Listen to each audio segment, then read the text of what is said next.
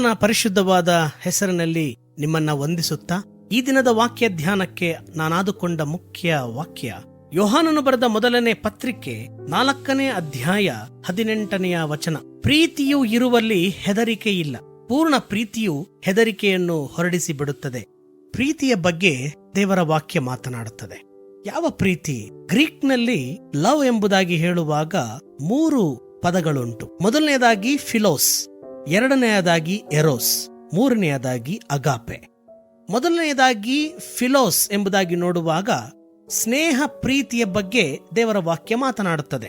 ಸಮುವೇಲನ ಪ್ರಥಮ ಗ್ರಂಥವನ್ನ ನಾವು ಓದುವಾಗ ದಾವೀದ ಮತ್ತು ಯೋನಾತಾನರ ಮಧ್ಯೆ ಇರುವಂತಹ ಪ್ರೀತಿ ಅದು ಸ್ನೇಹ ಪ್ರೀತಿ. ಯೋನಾತಾನನ ಆತ್ಮವು ದಾವೀದನಲ್ಲಿ ಒಂದಾಗಿತ್ತು ಎಂಬುದಾಗಿ ವಾಕ್ಯ ಹೇಳ್ತದೆ. ಸ್ನೇಹದ ಪ್ರೀತಿಯನ್ನ ಈ ಫಿಲವೋ ಮಾತನಾಡುವಂತದ್ದಾಗಿದೆ. ಅದಕ್ಕಾಗಿ ಯೇಸುಸ್ವಾಮಿ ಕೂಡ ನೀವು ನನ್ನ ಸ್ನೇಹಿತರು ಎಂಬುದಾಗಿ ಹೇಳಿ ತನ್ನ ಪ್ರಾಣವನ್ನೇ ಸ್ನೇಹಿತನಿಗೋಸ್ಕರ ಕೊಡುವ ಪ್ರೀತಿಗಿಂತ ಹೆಚ್ಚಿನ ಪ್ರೀತಿ ಮತ್ತೊಂದಿಲ್ಲ ಎಂಬುದಾಗಿ ಹೇಳಿ ನಮ್ಮನ್ನ ಸ್ನೇಹಿತರು ಎಂಬುದಾಗಿ ಕರೆದಿದ್ದಾನೆ.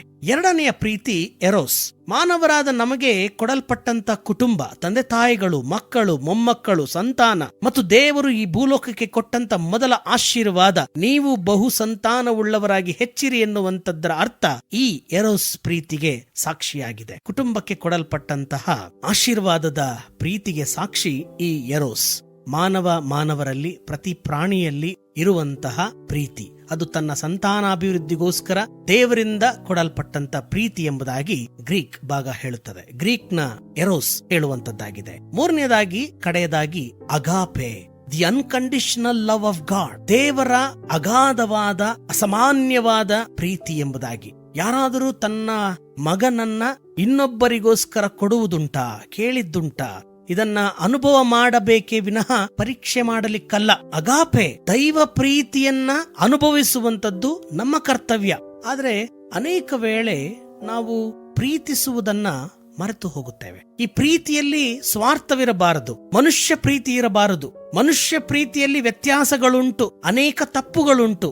ಆದರೆ ದೈವ ಪ್ರೀತಿಯಲ್ಲಿ ಯಾವುದೇ ತಪ್ಪಿಲ್ಲ.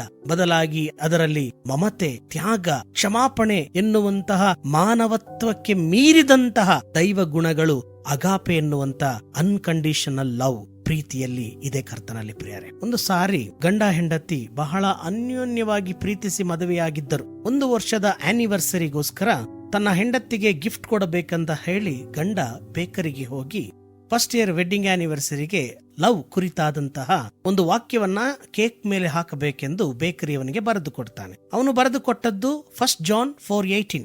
ಅದು ಹೀಗಿತ್ತು: there is no fear in love but perfect love drives out fear. ಓದಿ ಕೇಳಿದಂತಹ ವಾಕ್ಯ.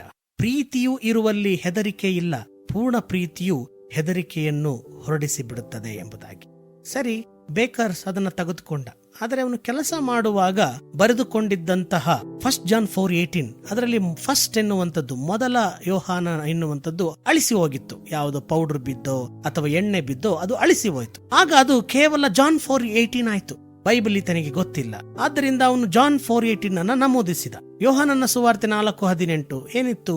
Jesus told a Samaritan woman, the fact is you have had 5 husbands and the man you have now is not your husband. ನಿನಗೆ 5 ಮಂದಿ ಗಂಡಂದರಿದ್ದರು, ಈಗಿರುವವನು ನಿನ್ನ ಗಂಡನಲ್ಲ ಅಂತ print ಮಾಡ. ಅದನ್ನ ಕೇಕ್ನ ತೆಗೆದುಕೊಂಡು ಹೋಗಿ ತನ್ನ ಹೆಂಡತಿಗೆ ಗಿಫ್ಟ್ ಮಾಡಿದ.